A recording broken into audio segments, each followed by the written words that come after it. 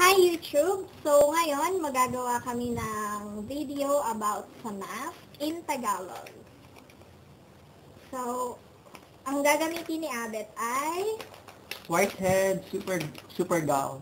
okay, so you can open that. Ako naman, ito 24K Active Gold Aqua. So it's a powder mixture. Tapos lagyan na lang ng tubig.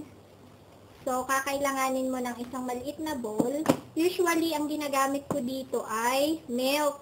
Kaso, wala akong available na milk ngayon. So, tubig na lang. Ay. So, ganito yung itsura niya. Tapos, lagyan natin ng Ano ba to? tubig.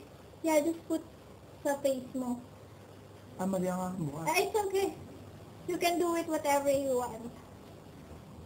Ayan.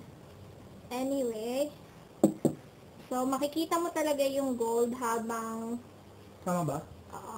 yan, habang minimix mo siya.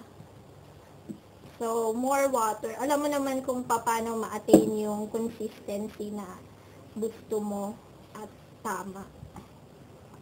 So, kailangan pa siyang i-mix. Yung kay Abet, diretso na.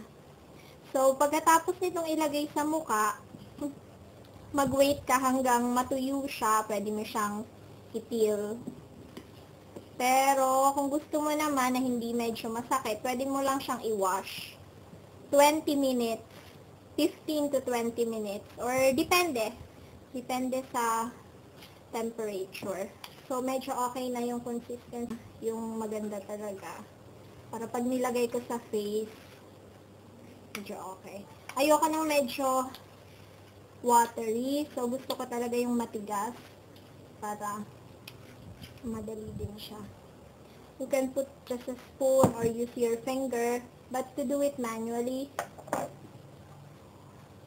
So, para siyang candy.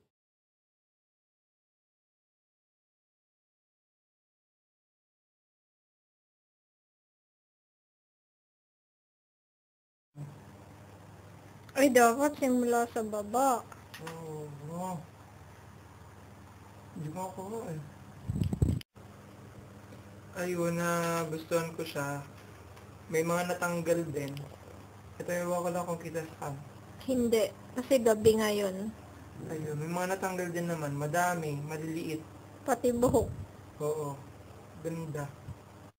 So, ito yung itsura ko after kong mag-wash. So, malambot sa pakiramdam. Masarap sa pakiramdam. So, after that, masarap siya sa pakiramdam, pero later on, magda-dry siya, which is normal naman. That's why we have to put some toner and moisturizer. So, I'll put that later. And I'm not gonna show na kasi long na tong video. So, thanks for watching. So, it's recommendable. It's cheap. And it's a Korean product. And the noise that you're hearing is doon kay Abet. Nagwa-wash kasi siya ng face. So, salamat. Bye, YouTube!